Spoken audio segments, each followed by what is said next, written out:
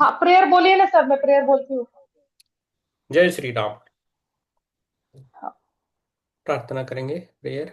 गुरुर्ब्रह्मा गुरु गुरुर्विष्णु विष्णु गुरुर्देवो गुरुर्देवो महेश्वर महेश्वरा, गुरु गुरुर् साक्षात् साक्षात् परब्रह्म परब्रह्म, तस्मै तस्मै श्री गुरुवे नमः। गुरुवे नमः। तस्मै श्री गुरुवे नमः। गुरुवे नमः। ओम शांति शांति। शांति। चलो, अभी हमारा बुक चल रहा है कली हनुमानी। ये चल रहा है और अध्याय 8वां है। लिंग कुंज। आठवां। आपको मिला है ना पेज नंबर लिंग कुंजी। ओके। हाँ, एक मिनट, मैं खाली ओपन कर रही हूँ, मोबाइल में ही करना पड़ेगा, मेरा लैपटॉप है नहीं आज मेरे पास। ठीक है, मैं थोड़ा पढ़ता हूँ, आपको बाद में देता, ठीक है। ओके। चलेगा सर। हाँ। एक पेज पढ़ता ओके। हूँ। यस, लिंग कुंजी अध्याय 8वां। लिंग कुंजी। कुछ क्षण के चिंतन के पश्चात लगभग सभी मातंग अपने निष्कर्ष पर पहुंच गए थे। वे इस विषय पर अटकलें लगाने के लिए तैयार थे कि अनिता की आत्मा दुखों के जीवन में क्यों फंसी हुई थी और देवताओं को उसे एक बेहतर जीवन में स्थानांतरित करने के लिए क्या करना चाहिए।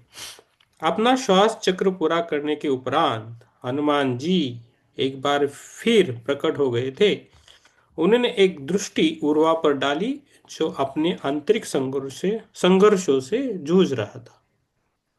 तत्पश्चात उन्होंने अनीता के विषय पर उर्मी के विचार जानने चाहिए। उर्मी ने क्षमा प्रार्थी होकर कहा, देव, मैंने विचारों का जंगल छान मारा, परंतु कोई निष्कर्ष हाथ नहीं लगा। कई बार मेरे मन में विचारों के उनमें स्पष्टता का वस्त्र बुना, परंतु भ्रम के हर बार उसको उधेड़ दिया। मुझे ऐसा लगता है कि आत्मा से जुड़े विषयों पर मन कोई निष्कर्ष निकालने से सक्षम नहीं है, इसलिए मेरे पास आपको बताने के लिए कोई निष्कर्ष नहीं है। आत्मा और मन के बारे में जो कुछ भी है पहले से जानती थी, वह भी अब भूल गई हूँ। ये तो अच्छी बात है, हनुमान जी बोले। यदि आपके हाथ कुछ लग गया है तो आप उसमें अभी बहुत दूर हो, जो हाथ नहीं लग सकता, जिसे केवल अनुभव किया जा सकता है।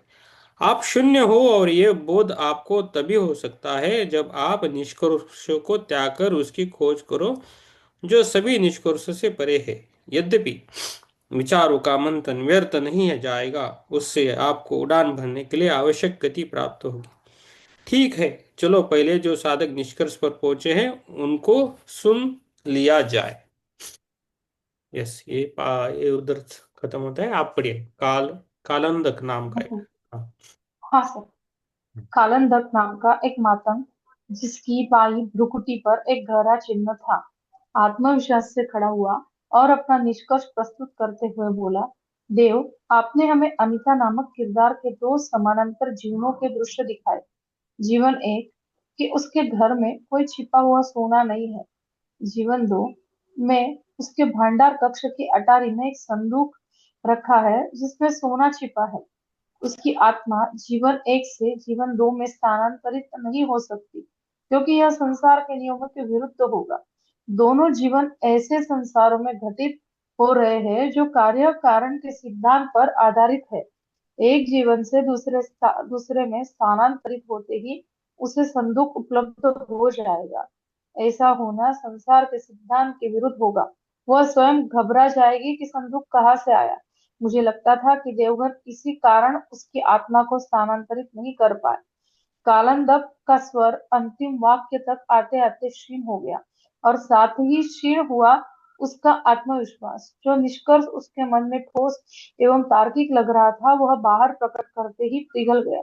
उसमें स्वयं ही अपने तर्क के एक अंतर्निहित त्रुटि होने का भान हुआ। परंतु परंतु जीवन दो में संदूक के साथ साथ संदूक की स्मृतियां भी तो उपस्थित है। कालंदक हनुमान जी की कृपा से स्वयं ही अपने तर्क की त्रुटि ठीक करते हुए बोला, स्मृतियां भी हल्की नहीं, गाढ़ी। जीवन दो के अनिता नामक किरदार के मस्तिष्क में यह स्मृति उपस्थित है कि संदूक को उसके पति के चाचा के घर से उठाकर उसके घर में लाया गया था। उसके उसे उसके पति द्वारा संदूक के विषय में की गई ठिठोलियां भी स्मरण है। उसे संदूक का गिरना और क्षतिग्रस्त होना भी स्मरण है। कैसे देव, यह सब बहुत ही जटिल है। मेरा अर्थ है, जब उसकी आत्मा जीवन एक से जीवन दो में कूदेगी तो क्या वह जीवन एक की स्मृतियां जीवन दो में अपने साथ लाएगी? क्या अनीता को यह स्मरण रहेगा कि कूदने से पहले उसके जीवन में कोई संदूक नहीं था और अब केवल संदूक कहीं से प्रकट हो गया है, अपितु उससे जुड़ी स्मृतियां भी प्रकट हो गई है? आपने सही कहा, स्मृति किरदार के मन में भीतर संग्रहित होती है, आत्मा के भीतर नहीं। हनुमान जी बोले, जीवन दो में अनिता नामक किरदार की जो स्मृतियां है, वे जीवन एक वाली अनिता की स्मृतियों से बिल्कुल स्वतंत्र है। इसलिए जब अनिता की आत्मा जीवन एक को छोड़ देती है तो जीवन एक की स्मृतियां भी वही छोड़ देती है। फिर जब उसकी आत्मा जीवन दो में प्रवेश करती है तो जीवन दो की स्मृतियों को धारण कर लेती है। संदूक कभी अटारी में था ही नहीं।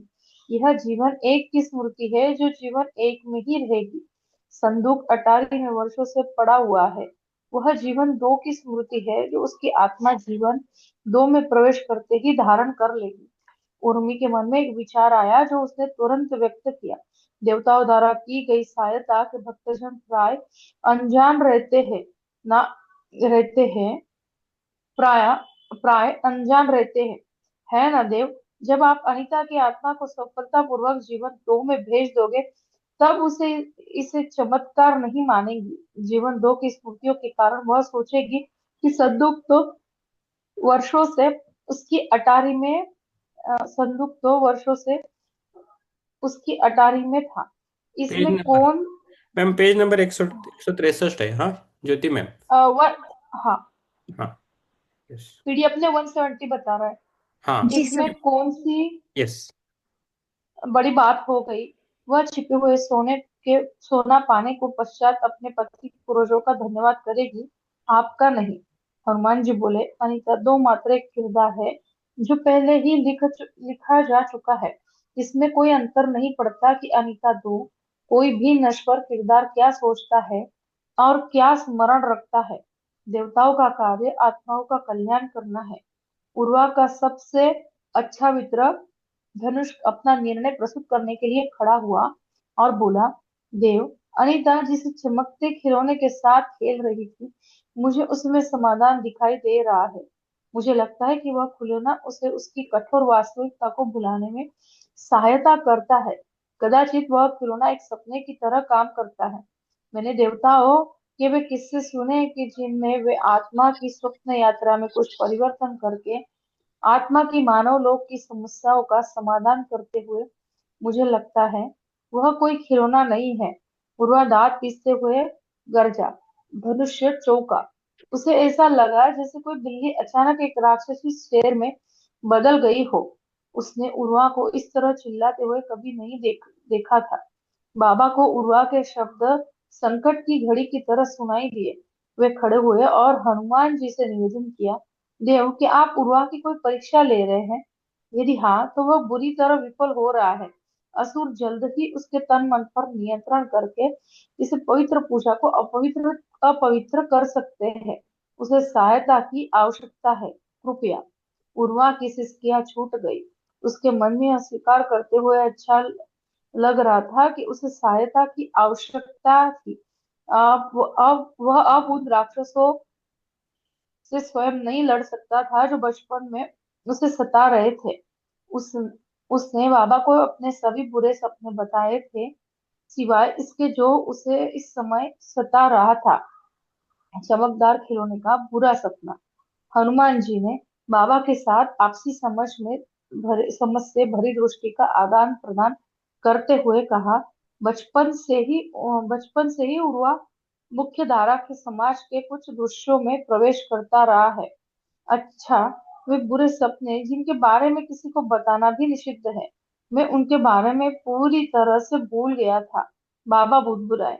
सभा में जिज्ञासा अचानक तीव्र हो गई और उर्मी के माध्यम से उसकी अभिव्यक्ति हुई। मुख्य धारा के समाज के दृश्य उर्वा के लिए बुरा सपना क्यों है? देव, और हम और हमें उन दृश्यों के बारे में एक दूसरे के साथ चर्चा करने की अनुमति क्यों नहीं है? यदि आपकी आत्मा अभी मुख्य धारा के समाज के दृश्यों में प्रवेश कर जाए तो क्या मेरी सहायता के बिना वहां से बाहर आ पाएगी? हनुमान जी ने प्रति प्रश्न किया और तत्पश्चात स्वयं ही उसका उत्तर दिया। वह यहाँ वहां पर भ्रम का जाल इतना जटिल है कि जागी हुई आत्माएं भी कई बार उसमें फंस जाती है। यदि कोई आत्मा तनिक भी जागरूक है, उसके लिए वहां से दृश्य जीना दुस्वप्न से कम नहीं है। वे दृश्य नहीं, भ्रम का वह दलदल है जो आपको उतना ही अधिक फंसाता चला जाता है जितना अधिक उसके बारे में चर्चा की जाती है। तो क्या हम उन दृश्यों को कभी भूलकर भी नहीं जान हम कभी भी उन दृश्यों में कभी भूलकर भी नहीं जाना चाहिए? उन्हीं ने पूछा। हनुमान जी ने कहा, जाना चाहिए, और आप जाओगे भी, पहले मेरी सहायता से और उसके उपरांत बिना सहायता के। परंतु उनके बारे में आप एक दूसरे के साथ तब तक चर्चा नहीं करोगे जब तक आपको मैं पूरी तरह से प्रशिक्षित नहीं कर देता। उर्वा बचपन से ही उन दृश्यों को देखता आ रहा है, क्योंकि बाबा के उत्तराधिकारी के रूप से उसे एक विशेष प्रशिक्षण की आवश्यकता है। वह नियमित रूप से बाहरी समाज की आकर्षक वस्तुओं और चुनौतीपूर्ण स्थितियों से भरे दृश्यों को देख रहा है। वह विशेष रूप से उन चमकदार यंत्र के प्रति आशंकित है जो अनीता के हाथ में था। वह यंत्र आत्मा पर भ्रम की एक अतिरिक्त चादर डालता है। मानवता भ्रम की नई नई परतों का निर्माण करती जा रही है। बाबा की आंखें चमक उठी। उनके मस्तिष्क में वे वस्तुएं तैर रही थी जो उनके समय में मुख्य द्वारा में समाज में लोकप्रिय थी। अनीता के हाथ में जो चमकदार खिलौना था वह इस समय आकर्षण था, और बाबा की स्मृतियां में तैर रही थी कि वस्तुएं उस समय का आकर्षण। बाबा को भी कड़ाई से प्रशिक्षित किया गया था। उस प्रशिक्षण की सहायता से वे स्वयं को ही नहीं अपितु सभी मातंग आत्माओं को शक्तिशाली भ्रम वालों से बचाते आ रहे थे। अब उर्वा की बारी थी। वह प्रशिक्षण पूरा करके मातंग मुखिया के रूप में उत्तरदायित्व संभालने की। इस पीढ़ी की सबसे श्रेष्ठ मातंग शिष्यों में से एक उर्मी भी थी। वह अनीता के जीवन के उन दृश्यों को पुनः स्मरण करने की चेष्टा कर रही थी जो उसने अन्य मातंगों के साथ कुछ क्षण पहले देखे थे। उसे पछतावा था कि उस दृश्यों को देखते समय उसने चमकदार खिलौने पर अधिक ध्यान नहीं दिया था। उसने पूछा, देव, क्या हम सभी को उस खिलौने के बारे में आशंकित होना चाहिए? हनुमान जी ने चेताया, आपको वस्तुओं से नहीं अपितु उनके बारे में तुच्छ और सीमित जिज्ञासा से दूर रहना चाहिए। सीमित जिज्ञासा आपको भ्रम जाल में डालती है, और वही फंसाए रखती है। यदि किसी वस्तु के बारे में आपकी जिज्ञासा असीम है तो कोई अंतर नहीं पड़ता कि वस्तु क्या है, वह आपको परम सत्य की ओर ले जाती है। एक गुरु अपने शिष्यों को परम सत्य के दर्शन कराने के लिए किसी भी वस्तु का उपयोग कर सकता है, और एक योगी किसी भी वस्तु को परम स्वतंत्रता के द्वार के रूप में उपयोग कर सकता है। अभी मैं उस चमकदार वस्तु का उपयोग आपके ब्रह्मांड के रहस्यों को समझाने के लिए करने जा रहा हूँ। चलो, मैं पहले आपको मुख्य धारा के समाज के कुछ दृश्य दिखाता हूँ। सभी ने तुरंत आंखें बंद कर ली। हनुमान जी की एक लंबी प्रतिमा जो 10 तल्ले के भवन से भी लंबी थी, धुंधले आकाश के नीचे महाप्रतापी रूप शोभित थी। सैकड़ों जन विस्मय में खड़े उसे देख रहे थे, अपनी ईश्वर प्रदत्त आंखों के माध्यम से नहीं अपितु अपने अपने हाथों से रखे पिंगल यंत्रों में लगी आंखों के माध्यम से। हनुमान जी की वाणी ने मातंगों को बताया कि वह क्या हो रहा था। ये सैकड़ों जन दृश्य को अपने पिंगल यंत्र में बद्ध कर रहे थे ताकि वे भविष्य में उसे कभी भी देख सके और दूसरों को भी दिखा सके। ये वह वही पिंगल यंत्र दृश्यों को बद्ध करने में सक्षम था, परंतु कैसे? क्या इसके पीछे की प्रक्रिया वैसे ही थी जैसे एक चित्रकार द्वारा रंगों का उपयोग करके किसी दृश्य का चित्र बनाने की प्रक्रिया होती है? यह या वैसी एक लेखक द्वारा शब्दों का उपयोग करके किसी दृश्य का वर्णन करने की प्रक्रिया होती है? किंतु बद्ध करने की यह प्रक्रिया इतनी तेजी से कैसे पूरी हो रही थी? मनुष्य द्वारा किसी दृश्य को स्मृतिबद्ध करने की प्रक्रिया संभवतः इतनी तेज नहीं होती। वह यंत्र बद्ध किए गए दृश्य को उतनी ही तेजी से दिखा सकता है जिस तेजी से मस्तिष्क स्मृतियां ताजा करता है। यह बद्ध दृश्य को देखना पुस्तक पढ़ने की तरह लंबी प्रक्रिया है। यह दृश्य अंधेरे में धुल गया और उससे उस अंधेरे में एक अन्य दृश्य उभरा। अपनी आयु के 3 दशक पार कर चुका एक व्यक्ति अपने घर के विश्राम कर रहा था। उसकी उंगलियां पिंगल यंत्र पर ऐसी चल रही थी जैसे कुछ ढूंढने के लिए किसी पुस्तक के पन्ने पलट रहा हो। अंततः वह सामग्री मिल गई जिसकी खोज थी। एक अंतिम बार जब उसने अपनी उंगली से पिंगल यंत्र को छुआ तो वो दृश्य दिखाई देना शुरू हो गया जिसको उसने कुछ दिन पहले बद्ध किया था। हनुमान जी की विशाल प्रतिमा का दृश्य। यह एक चमत्कार था। इस घटना से यह व्यक्ति चकित क्यों नहीं था? उसका पिंगल यंत्र एक ऐसी खिड़की की तरह था जिसके पार दर्जनों मील दूर अतीत से घटित हुआ एक दृश्य दिखाई दे रहा था। मातंग यह देखकर अवाक रह गए। उर्मी ने अपने आश्चर्य को शब्दों की अभिव्यक्ति दी। यह अद्भुत है देव। यह चमत्कार खिलौना दृश्यों को बद्ध कर सकता है और बद्ध किए गए दृश्य कभी भी पुनः चलाए जा सकते हैं। जानकी रूपा बोली। वह अधेड़ आयु की एक मातंग महिला थी जो आयु में उर्मी से बहुत बड़ी होते हुए भी उसकी सबसे अच्छी सहेली थी। मुझे लगा था कि यह खिलौना स्वप्न लोक के द्वार की तरह काम करता है। धनुष ने पराजित स्वर में कहा। कुछ देर तक चुप्पी के पश्चात तारंदक ने ही आगे टिप्पणी की। परंतु मुझे अभी भी यह समझ नहीं आ रहा है कि नया मानव आविष्कार कैसे है। इस खिलौने में कुछ भी तो नया नया नहीं है। भाषा की उत्पत्ति के पश्चात से ही मानव दृश्यों को बद्ध करता आ रहा है। अभी मेरे सामने जो दृश्य है उसका वर्णन मैं अपनी भाषा में करके उसे लिपिबद्ध कर सकता हूँ। जो कोई भी मेरी भाषा को जानता है वह केवल मेरे शब्द को पढ़कर इस दृश्य को अपनी कल्पना की आंखों में देख सकता है। इतना सरल है। परंतु यह चमकदार खिलौना स्वयं ही दृश्यों को बद्ध करता है और स्वयं ही उनको दिखाता है।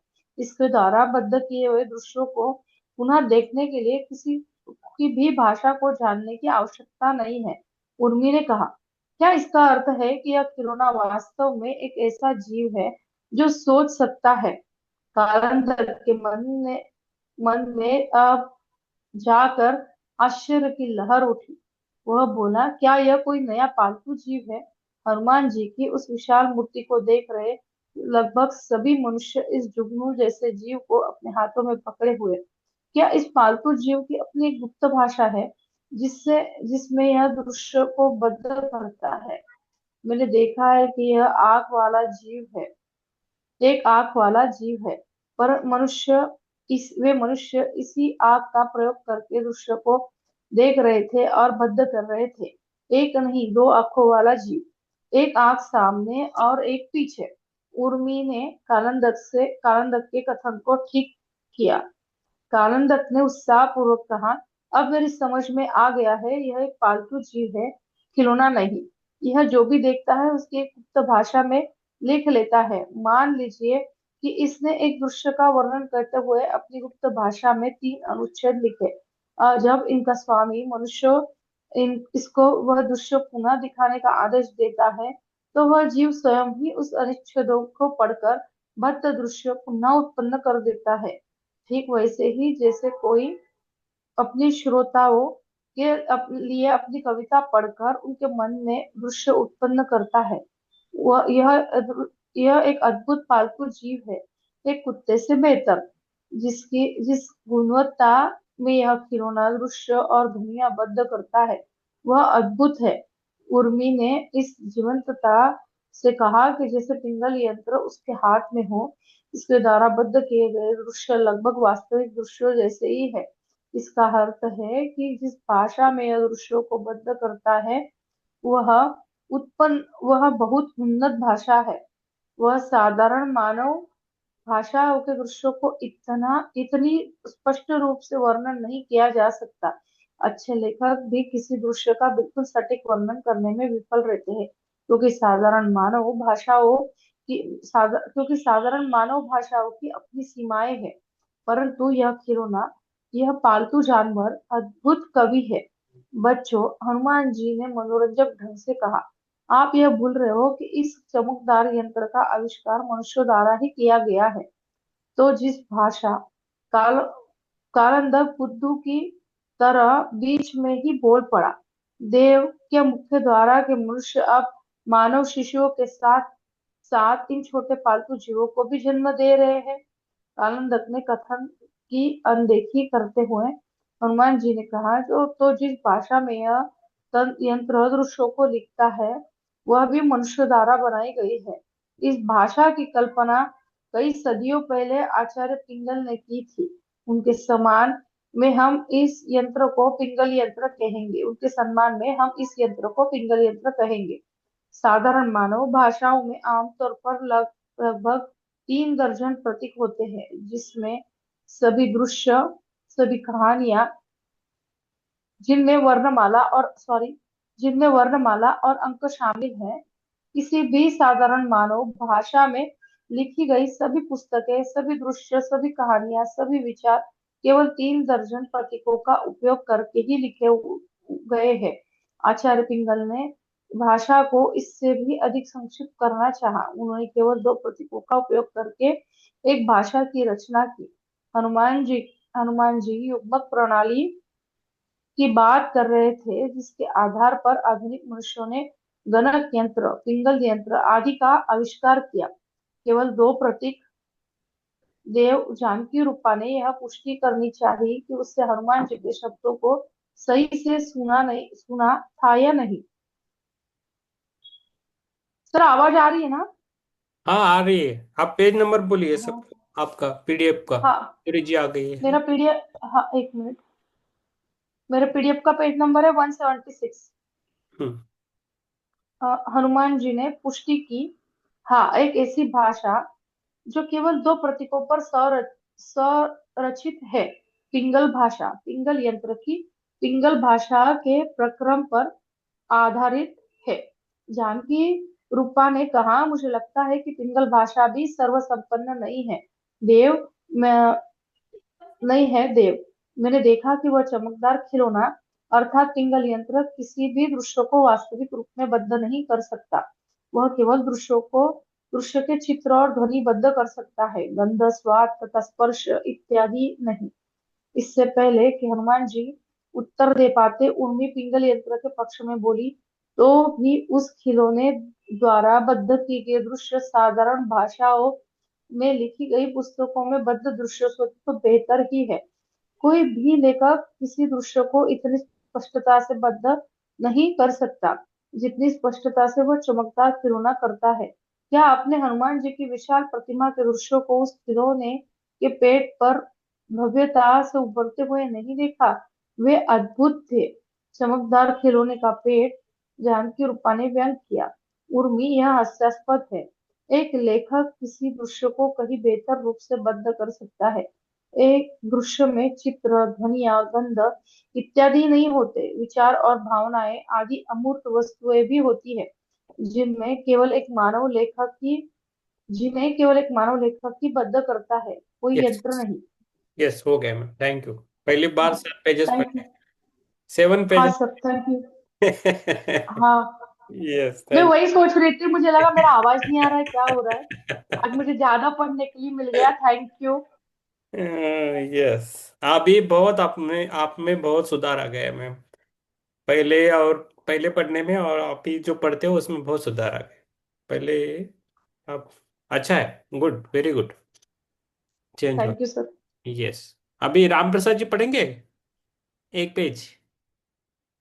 पढ़ सकते हैं क्या? हाँ, आवाज आवाज आवाज आवाज आवाज। यस। राम प्रसाद जी के बाद किरण जी, किरण जी के बाद ज्योति में।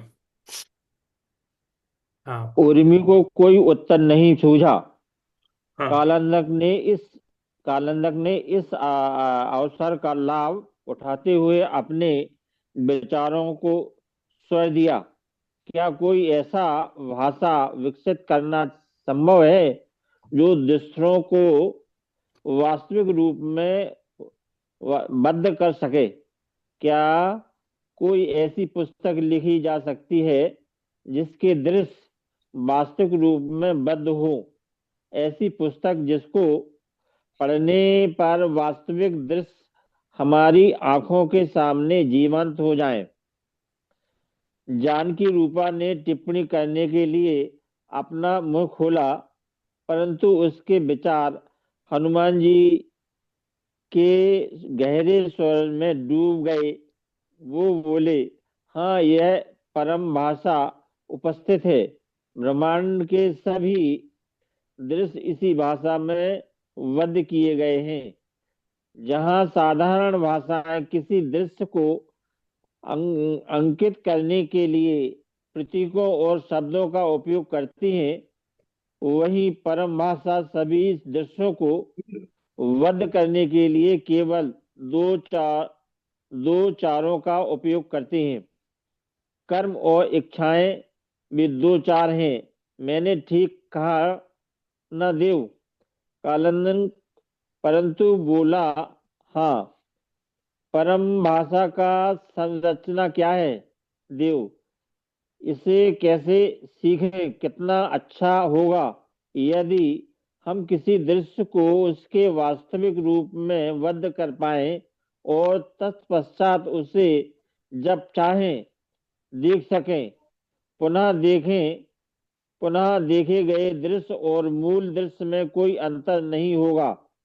कालंदक बोला, पिंगल यंत्र के प्रति उर्मी का मोह क्षीण पड़ गया, क्योंकि अब उसके मन को परम भाषा सीखने का विचार आकर्षित कर रहा था। उसने कहा, वाह, हम दृश्यों को पिंगल यंत्र से भी बेहतर गुणवत्ता के साथ वध करने में सक्षम होंगे। हम दृश्यों के चित्र, ध्वनियां, गंध, भावनाएं, विचार यदि सब कुछ वध कर सकेंगे तो वध किए गए दृश्य को अपनी इच्छा से कभी भी देख सकेंगे। हनुमान जी ने शांत स्वर में कहा, आपके मन का आकाश पेज नंबर एक सौ उत्तेजना। अड़सठ page number 168, Chitra ji, 168। Sorry, आज मेरी तबीयत थोड़ा खराब हो गई। ठीक है, ठीक है। यस। पेज नंबर 168 है। हाँ बीच में आ गए हैं। अभी राम प्रसाद जी पढ़ रहे एक पेज। हाँ जी, ठीक है। यस। हनुमान जी ने शांत स्वर में कहा, आपके मन का आकाश उत्तेजना के बादलों से घिर गया है। तनिक स्पष्टता से सोचो।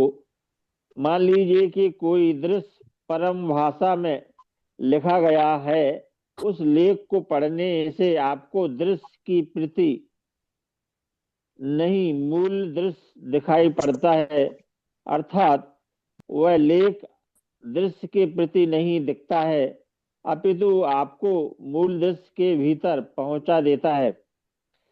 इसे पुनः सुन लीजिए। किसी साधारण पुस्तक में लिखे गए शब्द अथवा पिंगल यंत्र में बद्ध सामग्री आपको दृश्य की एक प्रकृति दिखती है, जबकि परम भाषा में वद वाद में वद सामग्री आपको दृश्य की एक प्रकृति दिखती है, जबकि परम भाषा में वद सामग्री आपको मूल दृश्य में पहुंचा देती है। यदि दृश्य कोई कक्ष है तो परम भाषा में वद उस दृश्य को सामग्री उस कक्ष की कुंजी है। उस कुंजी का नाम है लिंग कुंजी। यदि आपके पास किसी दृश्य का लिंग कुंजी है तो आप उस दृश्य में प्रवेश कर सकते हैं। उर्मी ने कहा, लिंग कुंजी, मैं लिंग देह के बारे में जानती हूँ। क्या लिंग कुंजी उसी का दूसरा नाम है देव? हनुमान जी ने उत्तर दिया, वे दोनों एक ही हैं। जहां तक कि आपका भौतिक तन भी एक कुंजी है। इस कुंजी से आप केवल अपने घर में प्रवेश कर सकते हैं,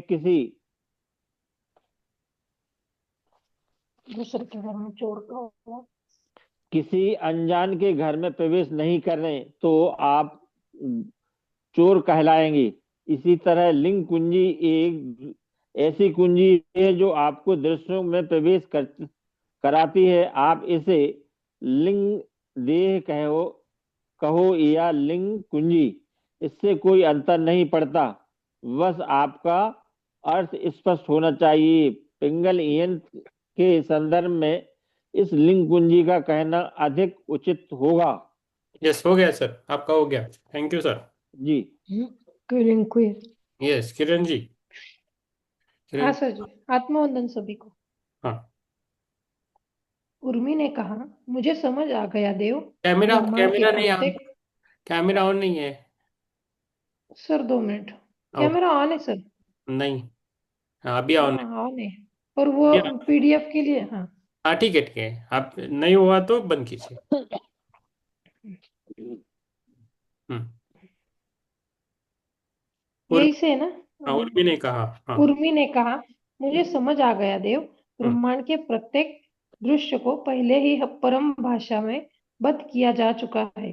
भविष्य में जिस दृश्य में मेरा विवाह हो रहा है वह भी पहले से ही बद्ध है। अर्थात उस दृश्य की लिंग कुंजी पहले से ही कही है। परंतु कहा क्या, उस लिंग कुंजी का उपयोग करके मैं अपने विवाह के दृश्य की एक झलक पा सकती हूँ? अवश्य, हनुमान जी ने कहा। यदि आपके पास किसी दृश्य की लिंग कुंजी है तो आप उसमें प्रवेश कर सकते हैं। फिर चाहे वह अतीत में घटित हो रहा है हो या भविष्य में, पृथ्वी लोक पर घटित हो रहा हो या किसी अन्य लोक पर, आप अर्थात आपकी आत्मा, आपकी जागृत आत्मा पहले आपको वर्तमान दृश्य से मुक्त होना होगा। उसके पश्चात आप ब्रह्मांड के किसी भी दृश्य की लिंग कुंजी को धारण करके उस दृश्य में प्रवेश कर सकते हैं। परंतु मेरे विवाह के दृश्य की लिंग कुंजी कहाँ है देव? मैं दृश्य की एक झलक पाने के लिए प्रतीक्षा नहीं कर सकती। उर्मी अपनी भावना प्रकट करने से स्वयं को रोक नहीं सकी। सभा में उपस्थित कई कन्याएं हंसने लगी, परंतु हनुमान जी का उत्तर गंभीर और शांत स्वर में आया। वे बोले, राजवंशी महलों में नाटक मंचन हुआ करता था। भीतर प्रवेश करने के लिए प्रवेश पत्र नाट्यशाला के बाहर उपलब्ध हुआ करते थे। ठीक उसी तरह काल आकाश के रंगमंच पर घटित हो रहे प्रत्येक दृश्य की लिंग कुंजी शून्य है के उस गलियारे में उपलब्ध है, जहां में से वह दृश्य आत्मा के लिए उपलब्ध होता है। उस गलियारे में पहुंचकर आत्मा लिंग कुंजी को धारण करती है और उस दृश्य को न केवल देखती है अपितु जीती है। शून्य का गलियार। उर्मी के मन में प्रश्न उठा और तत्पश्चात तुरंत उसकी भौहें उठी, क्योंकि उसे स्वयं ही उत्तर मिल गया था। शून्य की सुरंगें। हनुमान जी ने कहा, हाँ, किसी दृश्य को जीने के लिए एक आत्मा काल आकाश के भीतर प्रवेश नहीं करती। आत्मा सदा शून्य की सुरंगों में रहकर देह और मन से जुड़ जाती है। ठीक वैसे ही जैसे एक दर्शक मैदान के उतरे बिना ही अपने प्रिय खिलाड़ी से जुड़ जाता है, उसे स्वयं मैदान में उतरने की आवश्यकता नहीं होती। यदि काल आकाश एक गोले है तो गोला है तो शून्य के गलियारे उस गोले में वैसे ही फैले हुए हैं जैसे मानव तन में नसों का जाल फैला है। देव, क्या मेरे मस्तिष्क को लिंक कुंजी नहीं मिल सकती? बस मैं अपने विवाह के दृश्य की एक झलक प्राप्त करना चाहती हूँ। दृश्य को वास्तव में जीना नहीं है, बस एक झलक। उर्मी ने उसके पीछे से उठ रही फुहड़ हंसी की आवाजों की परवाह न करते हुए कहा। जानकी रूपा ने अपनी सहेली को हास्य का पात्र बनते देख उसके प्रश्न को दूसरे ढंग से प्रस्तुत किया। बोली, देव, मैं भी उत्सुक हूँ। क्या परम भाषा को हमारा मन नहीं सीख सकता? हम्म। आंशिक रूप से आंशिक रूप से भी नहीं। यदि मन को लिंग कुंजी समझने के लिए प्रशिक्षित किया जा सकता है तो कितना अच्छा होगा। हम भविष्य के दृश्यों को आसानी से देख पाएंगे। यस मैम, हो जानकी गया। रूपा ने हो गया। Thank you. यस, आराम कीजिए थोड़ा। यस, अभी है चित्रा मैम, आपको पढ़ना है क्या? नहीं तो ज्योति मैम पढ़ेगी फिर। चित्रा मैम नहीं, तबीयत ठीक नहीं है बोला है। ठीक है। यस, ज्योति मैम आप रेडी हो? जी सर। हाँ। जी सर। जानकी रूपा ने हम्म। उर्मी के मूर्खतापूर्ण वक्तव्य को एक ठोस प्रश्न का रूप देने का प्रयास किया था। हनुमान जी उसके प्रयास से प्रभावित दिखे। जैसे धीमी हवा एक शांत झील की सतह को छूकर हल्की सी लहर उत्पन्न करती है, हनुमान जी के शांत मुख पर मुस्कान उत्पन्न हुई। वे बोले, सबसे पहले तो मैं यह स्पष्ट कर दूं कि मन काल आकाश के भीतर है, जबकि परम भाषा में बद्ध लिंग कुंजियां बाहर। दूसरा, केवल आत्मा परम भाषा जानती है। केवल एक आत्मा परम भाषा की लिंग कुंजियों का प्रयोग कर सकती है। मन काल आकाश से बने बंद कक्ष के भीतर है, जो तो कुंजियों का उपयोग कैसे करेगा? मन ऐसा क्यों नहीं कर सकता देव? जानकी रूपा से पूछा। परम भाषा भी तो अंततः एक भाषा ही है। अंतर इतना है कि यह भाषा केवल दो प्रतीकों पर आधारित है, जबकि अन्य भाषाओं में अनेक प्रतीक हैं। क्या यह भाषा इतनी जटिल है कि मानव मन इसे समझ नहीं पाता? यदि मन नहीं समझ पाता, तो क्या हम पिंगल यंत्र जैसा कोई उपकरण विकसित नहीं कर सकते जो परम भाषा को समझ सके और हमें हमारे भविष्य के दृश्यों की झलक दिखा सके? हनुमान जी की आंखें शून्य में ऐसे झांक रही थी जैसे वे कोई परम ग्रंथ पढ़ रहे हैं। ऐसा ग्रंथ जिसमें एक भी शब्द नहीं है, ऐसी पुस्तक जिसके सभी पन्ने रिक्त हैं। एक क्षण के पश्चात उन्होंने उत्तर दिया, नहीं, परम भाषा जटिल नहीं है, अपितु वह इतनी सरल और परिष्कृत है कि मानव मन उसको नहीं समझ सकता। परम भाषा इतनी महीन है कि इधर से मन में प्रवेश करेगी तो उधर से निकल जाएगी, कोई छाप नहीं छोड़ पाएगी। आप आटे को पुनः आटा चक्की में डालोगे तो क्या होगा? वैसे का वैसा वापस निकल आएगा। मानव मन कोई ऐसा उपकरण भी नहीं बना सकता जो परम भाषा पर आधारित हो। आप परम भाषा को समझ ही नहीं सकते तो उसके आधार पर एक उपकरण विकसित कैसे करोगे? जानकी रूपा ने पूछा, देव, परम भाषा इतनी सरल कैसे हो सकती है जबकि ब्रह्मांड इतना जटिल है? क्या ब्रह्मांड वास्तव में जटिल है? हनुमान जी ने शांत स्वर में प्रति प्रश्न किया। जानकी रूपा ने कहा, और नहीं तो क्या देव, इतने सारे रंग, स्वाद, गंध, भावनाएं, विचार, एक दृश्य में कितनी सारी परतें छिपी होती हैं, उन्हें सरल भाषा में कैसे बद्ध किया जा सकता है? हनुमान जी ने कहा, ब्रह्मांड बहुत सरल है, मन जटिल है। यह मन की सीमा है कि यह विभिन्न जटिलताओं के मूल में छिपी सरलता को नहीं देख सकता। जब साधक सिद्धि को प्राप्त होता है, तब उसे सरलता का अनुभव होता है। तब वह पूर्णतः मौन रह जाता है। उसे ब्रह्मांड की सरलता को व्यक्त करने के लिए कोई शब्द नहीं मिलते। वह केवल मुस्कुराता है। एक बद्ध पुरुष जब अंधों को हाथी के रूप के बारे में झगड़ा करते देखता है, तो केवल मुस्कुरा ही सकता है। आपने वह दंत कथा तो सुनी ही होगी। धनुष को कहानियां सुनना बहुत रुचिकर था। धनुष को कहानियां सुनना बहुत रुचिकर था। वह तुरंत बोला, हाँ देव, मैंने सुनी है। कुछ नेत्रहीन व्यक्ति हाथी के विभिन्न अंगों को छूकर अलग अलग निष्कर्ष पर पहुंचते हैं। जो हाथी के सूंड को छूता है वो उसे उसको मोटा सांप कहता है। जो पूंछ को छूता है वह उसको रस्सी कहता है। जो पैर को छूता है उसे लगता है कि उसने पेड़ के तने को छू रखा है। सब अलग अलग निष्कर्ष पर पहुंचते हैं। हनुमान जी ने कहा, ठीक उसी तरह पूर्ण ब्रह्मांड बहुत सरल है, परंतु मन उस पूर्ण का एक अंश है। अंश पूर्ण को नहीं देख सकता, अंश को अंश ही दिखाई देते हैं जो जटिल है। सौभाग्य से मन का विस्तार हो सकता है। आपने अदृश्य जंगल की कहानी तो सुनी होगी। हाँ देव, धनुष ने अदृश्य जंगल के दृष्टांत का वर्णन करते हुए कहा, एक बार दो मनुष्य एक भयानक जंगल में घुस गए। उस जंगल में प्रवेश करने वाले वे पहले मनुष्य थे। एक पेड़ ने उनकी बातचीत सुन ली। उसने सुना कि वे जंगल नामक किसी वस्तु के बारे में बात कर रहे थे। पेड़ ने सोचा कि जंगल किसी भयानक जानवर का नाम है। पेड़ ने जिज्ञासा पूर्वक पक्षियों से पूछा। पक्षियों ने भी जंगल नाम की किसी वस्तु के बारे में नहीं सुना था। उन्होंने गायों से पूछा और गायों ने सांपों से। शीघ्र ही जंगल के सभी जानवर जंगल नाम के अदृश्य जानवर की पहचान को लेकर उलझन में पड़ गए। हनुमान जी ने कहा, मनुष्य का मन जानवरों की तुलना में पर्याप्त विस्तार पा चुका है। इसलिए आपको ये समझने में कोई समस्या नहीं होती कि जंगल नाम का कोई जानवर नहीं है, अपितु जंगल में जानवर रहते हैं। जंगल पूर्ण है और जानवर उसका एक भाग है। यदि आप ब्रह्मांड को पूर्ण एवं सरल रूप में देखना चाहते हैं, तो आपको अपने मन को और भी विस्तृत करना होगा। अपने मन की सीमाओं को जितना अधिक विस्तार दे सकते हैं दें। अपनी धारणाओं और समझ को विस्तार दें।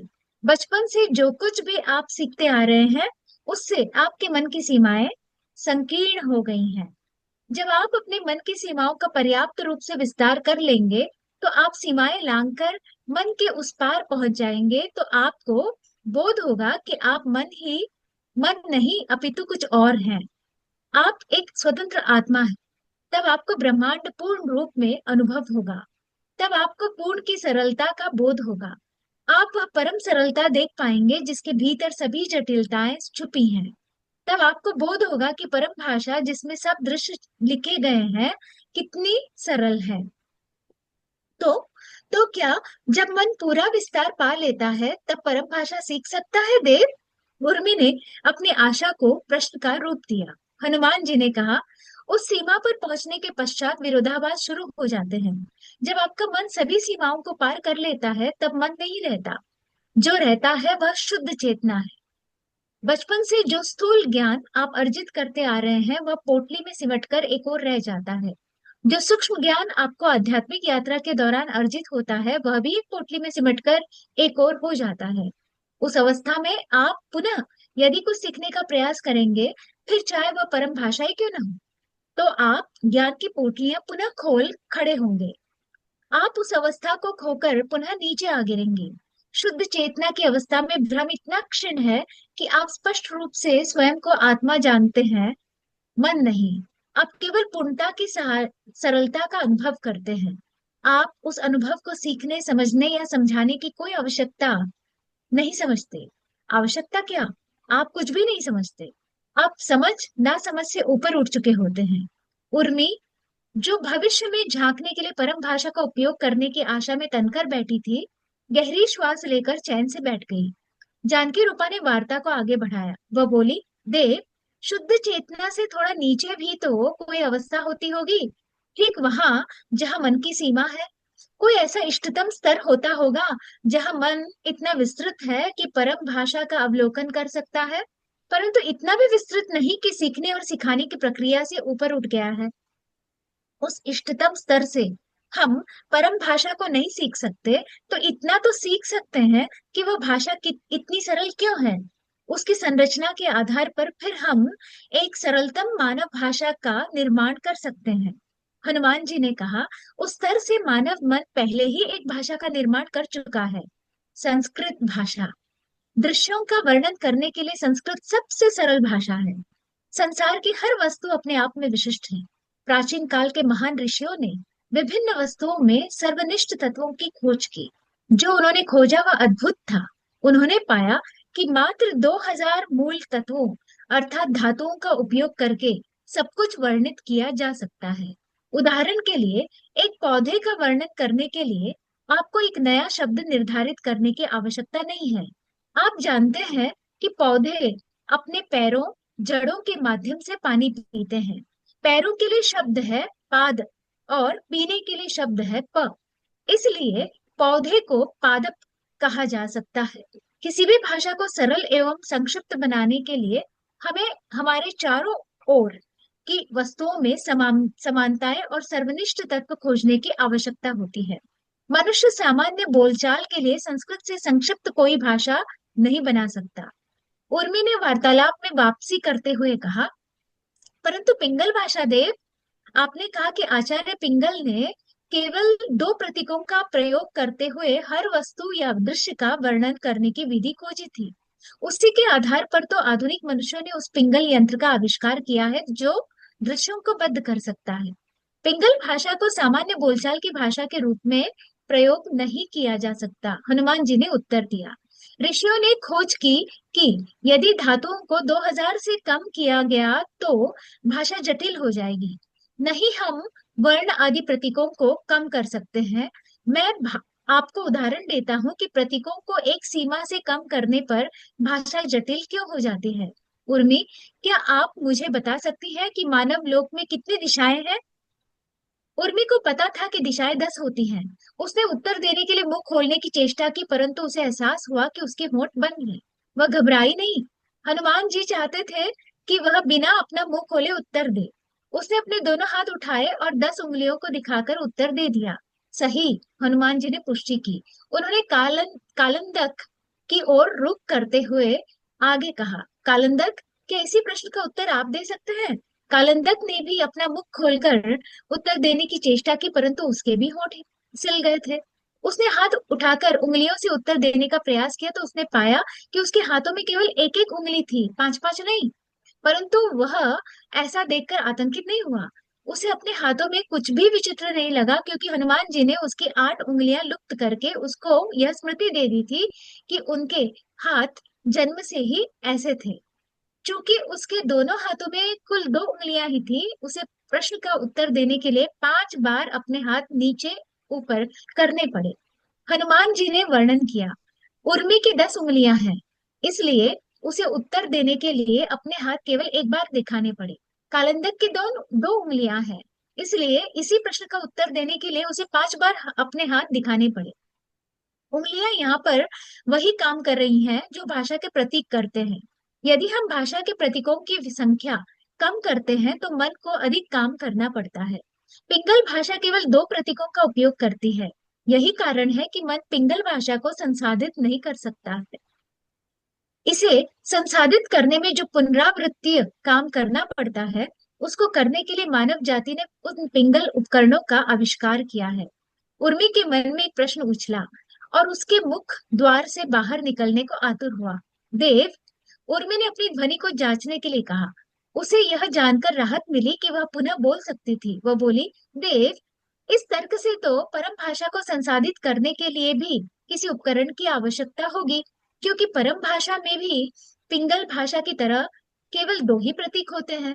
आपने बताया था कि परम भाषा के 2 प्रतीकों को हम दिव्य प्रकाश के 2 चर कहते हैं, कर्मचर और इच्छाचर। आत्मा बिना किसी उपकरण के परम भाषा को संसाधित कैसे कर सकती है? उधर कालंदक के हाथों की सभी 10 उंगलियां भी वापस आ गई थी। उसके चेहरे पर आ रहे भावों को देखकर हनुमान जी दिव्य रस की अनुभूति कर रहे थे। उर्मी की ओर रुख करके उन्होंने उत्तर दिया, आत्मा काल आकाश की जाल से बाहर निकल सकती है। आत्मा को ब्रह्मांड सरल रूप में दिखाई देता है। उस सरल रूप का वर्णन करने के लिए 2 प्रतीक पर्याप्त हैं। सरल को यदि अधिक प्रतीकों के रूप में वर्णित करो तो वह जटिल हो जाएगा। मन जो जटिलताएं देखता है उसका वर्णन करने के लिए 3 दर्जन प्रतीक और 2 सहस्त्र धातुएं चाहिए। आत्मा को उनकी आवश्यकता नहीं है। ऊन का लंबा धागा सुलझी हुई गेंद के रूप में बहुत सरल है, किंतु उलझने के पश्चात बहुत जटिल हो जाता है। बुरी तरह गांठों में उलझे धागे की कल्पना करो। एक चींटी यदि उसके भीतर फंस जाए तो वह भीतर ही भीतर धागों पर रेंगती रहेगी। यदि उसका वैज्ञानिक मस्तिष्क हुआ तो वह उस जाल का रहस्य सुलझाने के लिए जटिल भाषा और गणित का निर्माण कर सकती है। भाषा और गणित जटिलता को और अधिक बढ़ाएगा, कुछ और गांठें लगाएगा। आप उस उलझे हुए धागे से बाहर हैं तो आप वास्तविकता जानते हैं कि वह केवल एक लंबा धागा है। इस सत्य का बोध होते ही ब्रह्मांड अपने आप सुलझ जाता है। फिर आपको उसका वर्णन करने के लिए किसी जटिल भाषा अथवा गणित की आवश्यकता नहीं होती।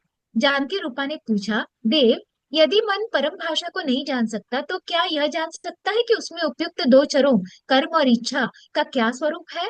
यदि मन पूर्ण रूप से चरों को भी नहीं जान सकता तो क्या उनके बारे में कोई स्थूल जानकारी प्राप्त कर सकता है? हनुमान जी ने कहा, उनके बारे में स्थूल रूप से जानने के लिए कल्पना कीजिए कि आप एक आत्मा है।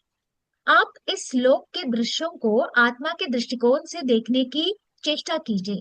वास्तव में आप एक आत्मा ही हैं, परंतु जब तक आप इसका बोध नहीं कर लेते, कम से कम कल्पना तो कर ही सकते हैं कि आप एक आत्मा है।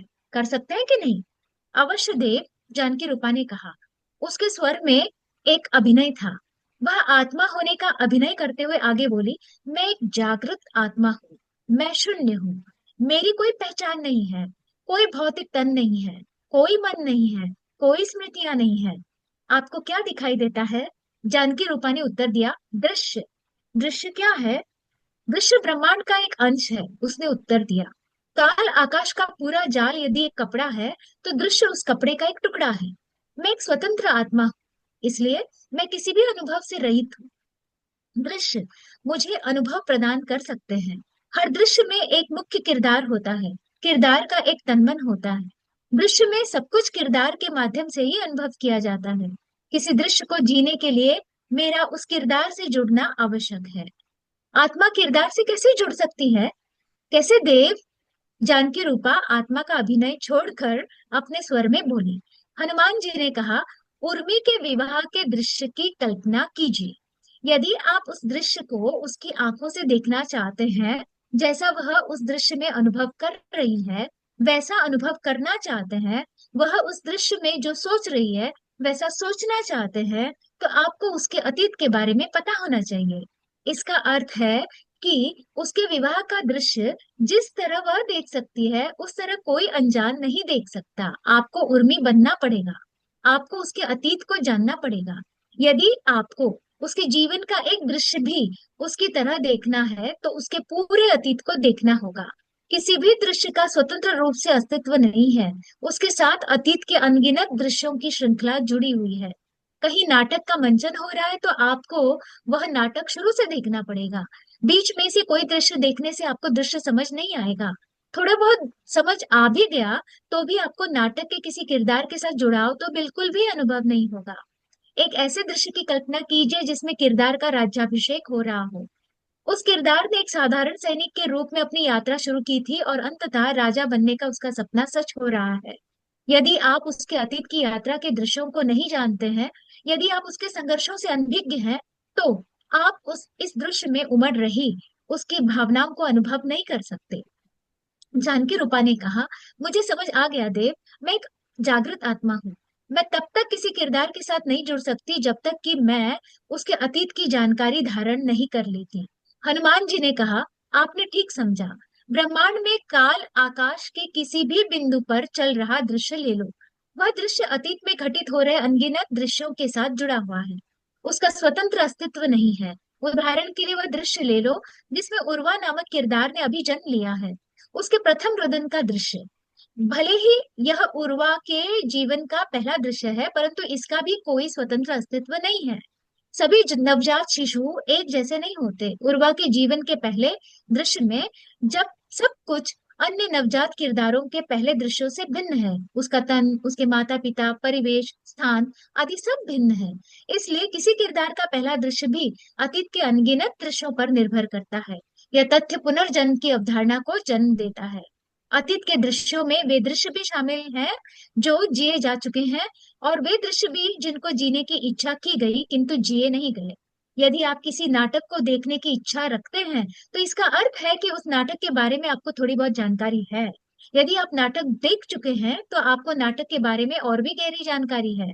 इसी तरह दृश्य की एक छोटी सी झलकी जो जानकारी देती है उसे इच्छा कहा जाता है, और पूरा दृश्य जो जानकारी देता है उसे कर्म कहा जाता है। यदि समय से बाहर निकलकर देखा जाए तो अतीत, वर्तमान और भविष्य का कोई अर्थ नहीं रह जाता। वहां से तो यही लगता है कि सभी दृश्य पहले ही घटित हो चुके हैं। एक जागृत आत्मा समय के बाहर होती है। उसे किसी एक दृश्य को जीने के लिए भी अनगिनत दृश्यों से बनी एक श्रृंखला के बारे में जानकारी धारण करनी पड़ती है। वह जानकारी कर्म और इच्छा दोनों का मिश्रण होती है। अर्थात कुछ दृश्यों की मात्र झलक से प्राप्त जानकारी धारण करनी पड़ती है और शेष दृश्यों की पूरी जानकारी धारण करनी पड़ती है। यह जानकारी कुछ ऐसी ही होती है जैसे कि किसी के जीवन वृत्तांत की पुस्तक, परंतु इस जानकारी को पढ़ने से आत्मा को वास्तविक दृश्यों में प्रवेश मिलता है। आत्मा को लगता है कि वह दृश्य को स्वयं जी रही है। इसलिए इस जानकारी को लिंग कुंजी कहते हैं।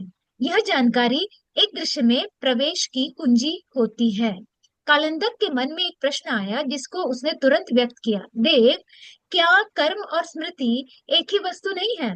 स्मृति भी तो कर्म की तरह ही अतीत के दृश्यों की जानकारी है, मैम नहीं कालिंदक? मैम रुके। जी धन्यवाद सर।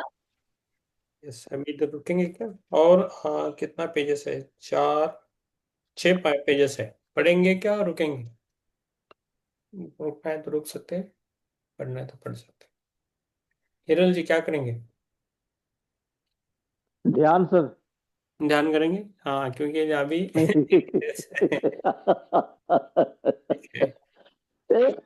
सही बात है, यस, ध्यान लेट। क्योंकि अभी 10 बज गए ना। आज मेरे को पता नहीं, बहुत नींद चढ़ रही है, आंखें बंद हो रही है। यस, ठीक है। कल भी मुझे बहुत नींद आ गई थी ध्यान में। पेज नंबर 176 है बुक का, और पीडीएफ का कितना है देख लीजिए, ठीक है। 186। हाँ, 186 है, ठीक है। ध्यान करेंगे। कल मैं कल मैं न रहूं या न रहूं, ध्यान कीजिए, पढ़िए मत। ओके, इसलिए मैं आज समझ ये निपटाना चाहता था, ठीक है। तो लेट हो जाएगा, ठीक है। तो कल हमारा ऑफिस का काम, और हाँ, मैंने ये भी किया है, जलगांव को फोन नंबर पूछा है, वो अभी तक मिला नहीं। मैं देता हूँ किरण जी और हिरल जी को। और आप मुंबई में हैं, मुंबई से जुड़िए। मुंबई में तरल जी करके है, उनसे आप जुड़िए, हिरल जी, ठीक है। हाँ सर। और हाँ। उनको फॉर्म दीजिए, और हो सके तो कीजिए। यस। और ज्योति में हमने फॉर्म भरा है कि नहीं पता नहीं। थियोसॉफी का, ज्योति मैम और विवेक जी, वो दोनों को थियोसॉफी का फॉर्म भरना है। भरा है कि नहीं पता नहीं मुझे। सर भरा है सर, आपने दिया था। दिया था, भरा है सर, हाँ हाँ। वो आप कॉलेज आए थे तब आपने ठीक है। देखते हैं किसका हाँ। किसका आ गए। यस। मतलब पर जमा नहीं किया है सर, मेरे पास ही है सर। हाँ, मुझे जमा कीजिए ना हाँ आप। हाँ सर। संडे वगैरह, सैटरडे नहीं तो संडे आके जमा कीजिए, जाते जाते दे सकते हैं। यस। और अभी क्या है, ध्यान करना है, और किसी कुछ पूछना है? और मैंने आज बुक डाली है आत्मसाधना, वो मैंने इंट्यूशन से नहीं डाली है, ऐसे ही डायरी डाली है थियोसॉफी की। तो आत्मसाधना है उसका, टोटल कॉस्ट आता है 240 विथ पार्सल। तो जिसको होता है तो ऑर्डर कीजिए। पीडीएफ पता नहीं रहेगा भी, लेकिन इतना अच्छा नहीं मिला था पीडीएफ, तो बुक मंगाइए। और वो मैं बाद में वो हिंदी की सभी बुक्स मंगाए तो अच्छा रहेगा, धीरे धीरे मंगाएंगे। सस्ती रहते हैं, और एट ए टाइम मंगाइए तो थोड़ा इजी होता है वो। ओके किरण जी, ठीक है ना? हाँ, ध्यान करेंगे फिर। खाना खाए है सब? यस, ठीक है। ज्योति में हमने खाना खाया कि पता नहीं, हम खाना खा के बैठते हैं। यस, माधुरी जी का पता नहीं। चलो ठीक है, ध्यान करने के लिए बैठेंगे हम। बैठिए, बैठिए ध्यान करने के लिए। ये दृश्य क्या है, इच्छा क्या है, ये हमें थोड़ा अलग भाषा में सिखाते हैं, लेकिन वही है। ये दृश्यों का ज्यादा खेल है इसमें बुक में, अलग अलग दृश्य है ना। तो अलग अलग जीव जगत रहता है वो एक्चुअली। ठीक है, चलो ध्यान में बैठिए सभी। हिरल जी, राम प्रसाद जी बैठ गए। यस, ज्योति जी और माधुरी जी आप भी ध्यान में बैठिए आराम से। पानी पीना है तो पीजिए, एक आधा घंटा ध्यान करिए, बंद कर।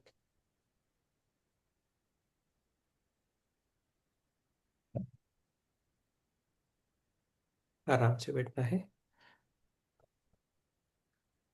हमारे मन में जो भी स्मृतियां है, जो भी हमारी मेमोरी है, जहाँ हमने बुरी और जो हमें नहीं चाहते थे वो सब स्मृतियां हमारे ध्यान में है या मन में है, तो उसे हटाना है, उसे भूल जाना है, उसे छोड़ देना है। किसी ने कुछ बोला है, किसी ने कुछ मारा है, कुछ अपमान किया है, बचपन में कुछ हुआ था, बड़े हो जो, तो उन सभी स्मृतियों को हमारे आगे लाके उसको भूल जाना है, छोड़ देना है उन चीजों को। किसी व्यक्ति ने कुछ बोला हो, मान के उन व्यक्तियों को भी हमें छोड़ देना है, और हमारे जीवन को हमें कृतज्ञता से लेना है। थैंक यू यूनिवर्स बोलना है, थैंक यू बोलना है। और सभी हमारे जीवन में जो भी स्मृतियां है, दृश्य है, जो हमने अच्छाई से बिताए हैप्पी मोमेंट्स है, उन सभी को याद करके उसमें जीना है। जो भी हमारे परिवार में जो भी लोग हैं उन सभी को धन्यवाद देना है, इस बुक को भी धन्यवाद देना है। आराम से बैठना है, ठीक है। सृष्टि को प्रार्थना करना कि मेरा शरीर, मेरी आत्मा, मेरा मन हमेशा अच्छा रहे, पवित्र रहे, सुखी रहे। धन्यवाद।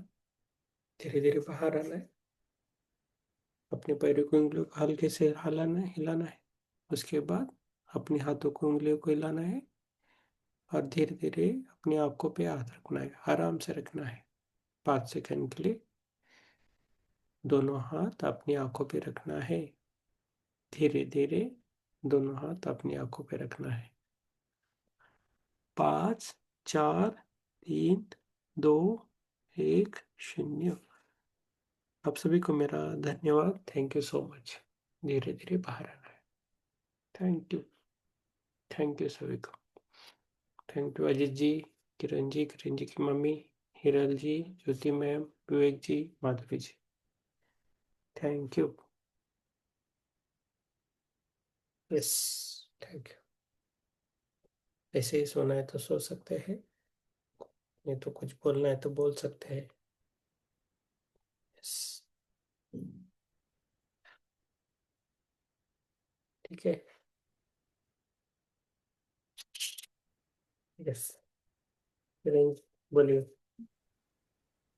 आप लोगों से हाँ, ध्यान अच्छा और गहरा था। एक्चुअली ना मेरे को आज पता नहीं पढ़ते पढ़ते से नहीं आ रही थी। ओके। ध्यान में मुझे नींद आ रही थी आज। ओके। मतलब पढ़ रहे थे ना, तभी भी साइड में कुछ विजन आ रहा था मेरे को, कोई पढ़ रहा था या मैं पढ़ रही थी तब, जब हम्म। रीडिंग चालू था। और अभी भी आ रहा था, अभी याद भी है कुछ, पर हम्म। चल रहा था ऐसे कुछ ना कुछ। ठीक है, आज कंटिन्यू 7 पेजेस पढ़े बहुत बढ़िया हाँ है। सर, आज बहुत सारे वो वही रहता है, मुझे लगता है उसका इफेक्ट रहता है। इसका इफेक्ट है, अच्छा है, ठीक है। मेरे से बैठा भी नहीं जा रहा है सर, मैं जा रही हूँ। हाँ, सो जाओ सो जाओ जल्दी, किरण जी भी थक गई है। हाँ सर, थैंक यू। सो जाओ। यस, सभी को यस धन्यवाद। ज्योति मैम, आपको कुछ बोलना है तो बोल सकते हैं। विवेक जी। आत्मनंदन सर, आत्मोन। ध्यान बहुत अच्छा और काफी गहरा रहा सर।